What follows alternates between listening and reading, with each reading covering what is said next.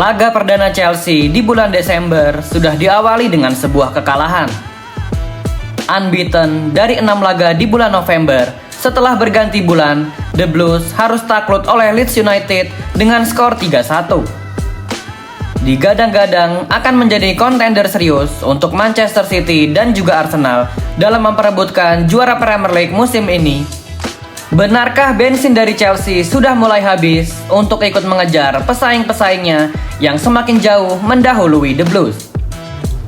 Di episode kali ini, kami tak ingin membahas panjang lebar atas kekalahan Chelsea melawan Leeds United, namun Zona Chelsea Indonesia akan membahas beberapa alasan mengapa The Blues belum bisa bersaing untuk menjuarai Premier League di musim ini dan langkah apa yang harus dilakukan oleh manajemen untuk bisa memperdekat jarak dengan Manchester City dan Arsenal di musim-musim selanjutnya.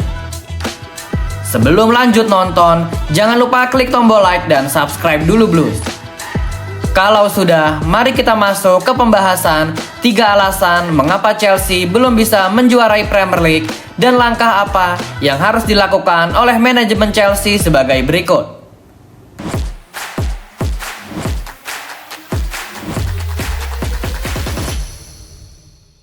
Di alasan pertama, mengapa Chelsea belum sanggup untuk menjuarai Premier League musim ini adalah skuad yang mereka miliki saat ini tidak mempunyai atau kurang memiliki sosok leader, baik itu ketika di atas lapangan maupun di ruang ganti. Diisi oleh mayoritas pemain-pemain muda, kualitas pemain-pemain yang ditugaskan sebagai kapten untuk mengambil tanggung jawab dalam sebuah tim yang dimiliki Chelsea saat ini masih cukup jauh berbeda dari kapten yang dimiliki oleh rival-rival mereka saat ini seperti Manchester City dan Arsenal yang memiliki beberapa pemain berpengalaman untuk menjadi kapten.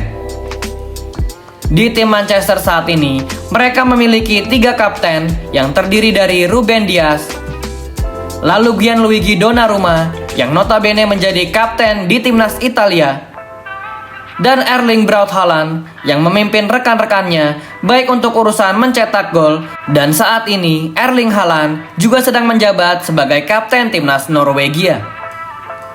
Sementara jika kita melihat ke dalam skuad Chelsea, satu-satunya pemain yang bisa dikatakan paling layak menjadi seorang leader adalah Reece James. Namun yang menjadi persoalan adalah Reece James tak bisa bermain secara full di semua pertandingan karena ia rentan terkena cedera kambuhan jika terlalu sering untuk dimainkan. Pemain-pemain yang memiliki jiwa kepemimpinan, baik itu ketika di atas lapangan maupun di ruang ganti. Aspek ini akan menjadi nilai tambah tersendiri untuk sebuah tim jika ingin meraih trofi-trofi bergengsi seperti yang dulu pernah Chelsea lakukan. Kapten-kapten Chelsea di masa lampau seperti John Terry, Frank Lampard, Didier Drogba, Petr Cech, Gary Cahill, Cesar Azpilicueta, dan Thiago Silva. Nama-nama seperti ini adalah nama pemain yang memiliki jiwa kepemimpinan yang sangat tinggi.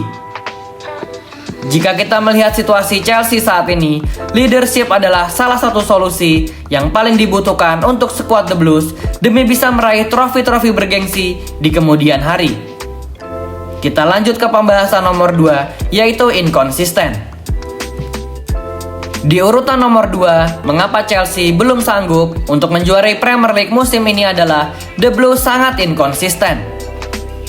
Mengapa hal ini bisa terjadi? Mungkin penyebabnya adalah karena Chelsea menduduki peringkat pertama dari rata-rata usia paling muda di Premier League saat ini, yaitu 23,4 tahun. Memiliki mayoritas skuad muda, maka itu berarti akan ada suatu masa di mana para pemain-pemain tersebut tidak bisa bermain bagus secara konsisten karena jam terbang yang mereka miliki masih sangat sedikit. Inilah faktor terbesar mengapa sebuah tim yang mengalami inkonsisten akan sangat sulit untuk menjuarai sebuah kompetisi, terutama kompetisi liga yang berjalan sangat panjang dan membutuhkan konsistensi yang tinggi di setiap minggunya. Lagi dan lagi, kami mengambil contoh dari Manchester City karena merekalah salah satu tim yang paling konsisten di Liga Inggris selama beberapa musim terakhir.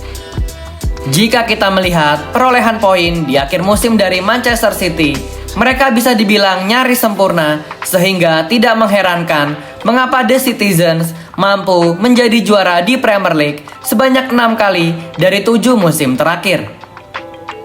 Skuad yang dimiliki oleh Pep Guardiola terdiri dari para pemain-pemain matang, dan kedalaman skuad yang ia miliki juga sangat memadai, sehingga tidak heran mengapa trofi Premier League selalu dihiasi dari tim Manchester Biru selama beberapa tahun belakangan ini.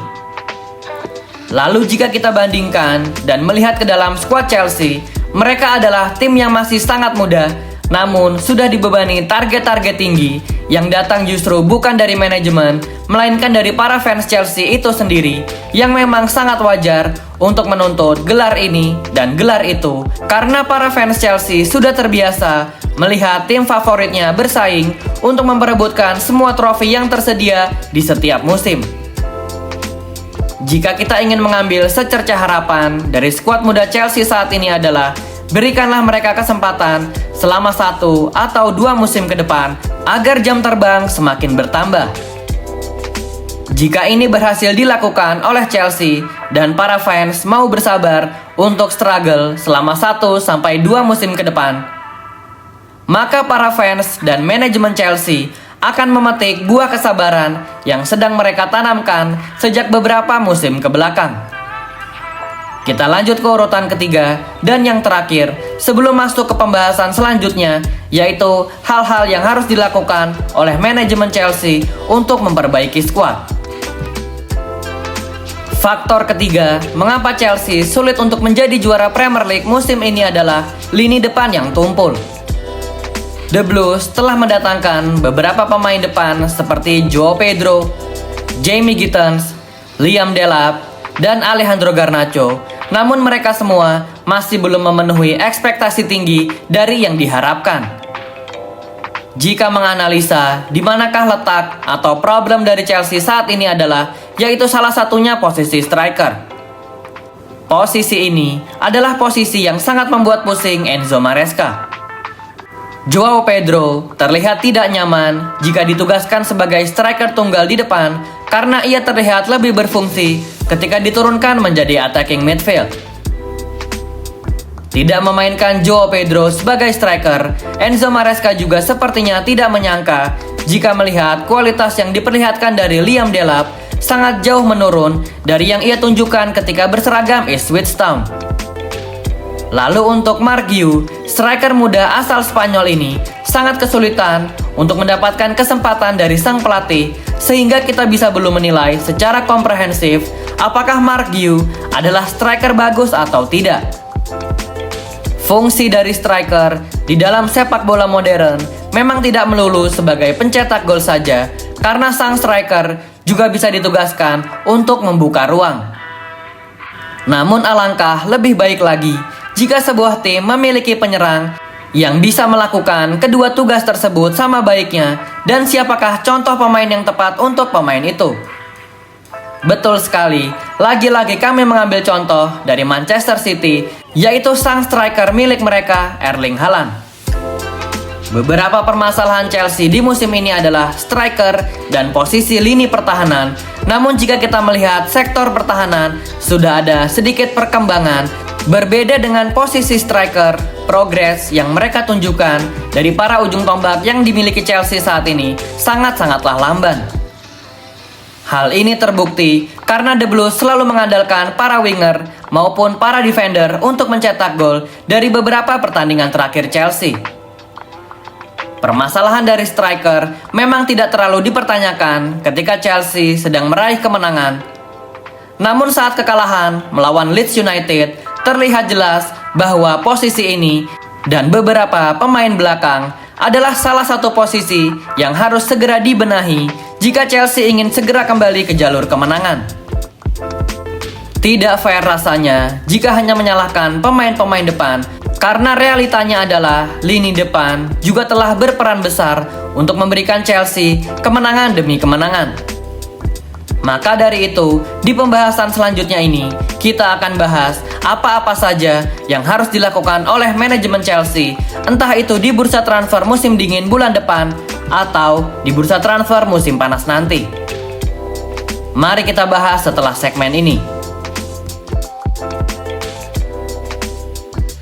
Setelah membahas permasalahan-permasalahan yang menjadi penyebab Chelsea sulit untuk juara Premier League di musim ini, kini giliran kita membahas apa-apa saja yang harus dilakukan oleh manajemen untuk memperbaiki dan mengupgrade skuadnya.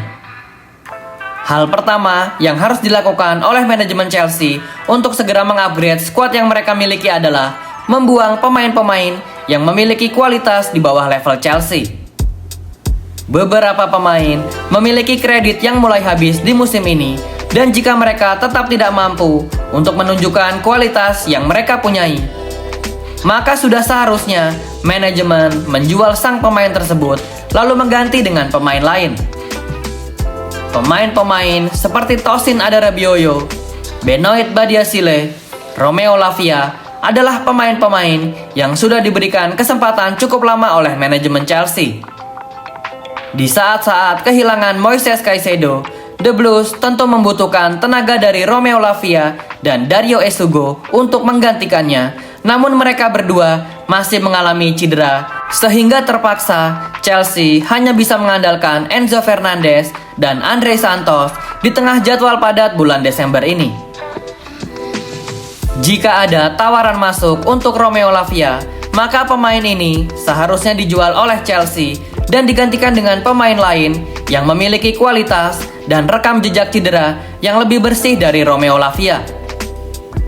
Sangat disayangkan sebenarnya karena melihat kualitas yang dimiliki oleh Romeo Lavia, namun jika terus-menerus absen membela Chelsea, maka hal itu akan merugikan tim, apalagi di tengah jadwal padat bulan Desember yang sedang mereka jalani. Lalu untuk Tosin dan Badiashile, keduanya tanpa perlu tawar-menawar lagi, sudah seharusnya dilepas, entah itu di bulan Januari ataupun di musim panas nanti. Chelsea saat ini sedang meminjamkan Aaron Anselmino ke Borussia Dortmund dan Mamadou Sarr ke RC Strasbourg, dan keduanya sedang menjalani musim yang bagus untuk masing-masing klub. Jika ada klausul yang memperbolehkan untuk memanggilnya pulang di bulan Januari nanti, maka langkah itu harus diambil oleh manajemen dan Enzo Maresca daripada terus-menerus memainkan Tosin Adarabioyo yang selalu blunder setiap kali ia diturunkan. Entah sudah berapa kali Tosin Adarabioyo melakukan kesalahan demi kesalahan, dan sudah seharusnya ia dievaluasi dan bila perlu segera dijual oleh manajemen Chelsea, sekalipun itu ia teman dekat dari Cole Palmer. Evaluasi di akhir musim nanti adalah babak penentuan apakah Tosin layak untuk dipertahankan atau segera diuangkan.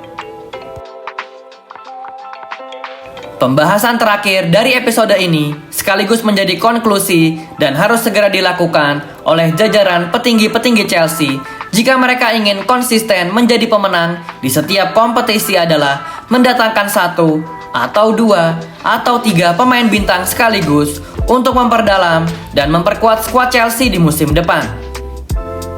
Kriteria yang harus didatangkan oleh manajemen Chelsea untuk bursa transfer selanjutnya adalah selain pemain yang berpengalaman, pemain tersebut juga harus memiliki jiwa leadership yang mumpuni. Agak bijak sepertinya jika menunda untuk membeli pemain-pemain muda hidden gem lagi, karena bukan itu yang saat ini dibutuhkan oleh Enzo Maresca. Jika mencari sosok striker, mengapa tidak mencoba mengincar nama besar sekelas Harry Kane yang saat ini sedang membela Bayern Munich? Lalu jika mengincar seorang bek tengah, nama Alessandro Bastoni dari Inter Milan, ataupun membawa kembali Rudiger yang di musim depan habis kontrak bersama Real Madrid, bisa dicoba untuk dilakukan oleh manajemen Chelsea.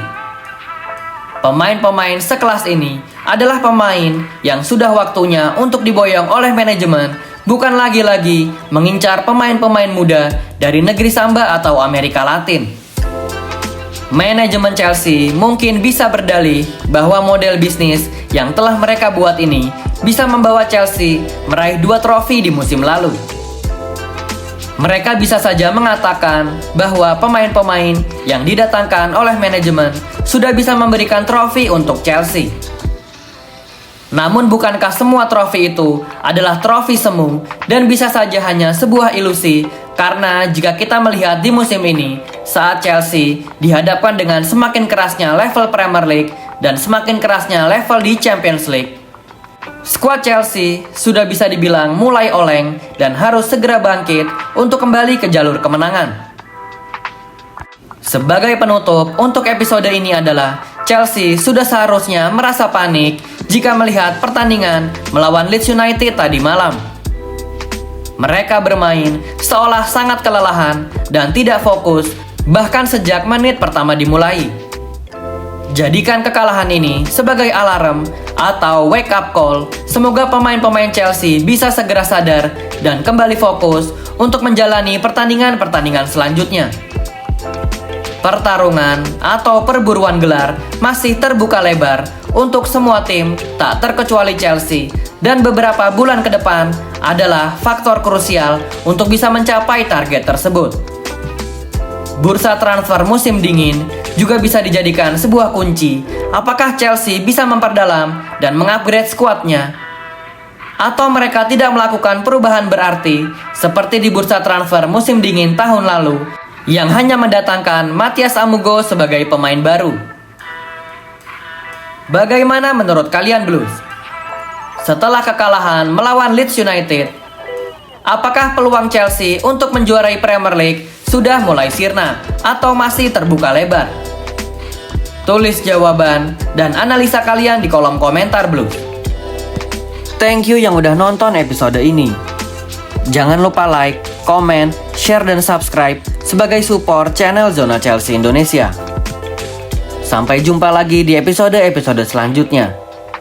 Dan jangan lupakan untuk nyalakan lonceng notifikasi karena kami akan mengupdate seputar kabar Chelsea sesering mungkin.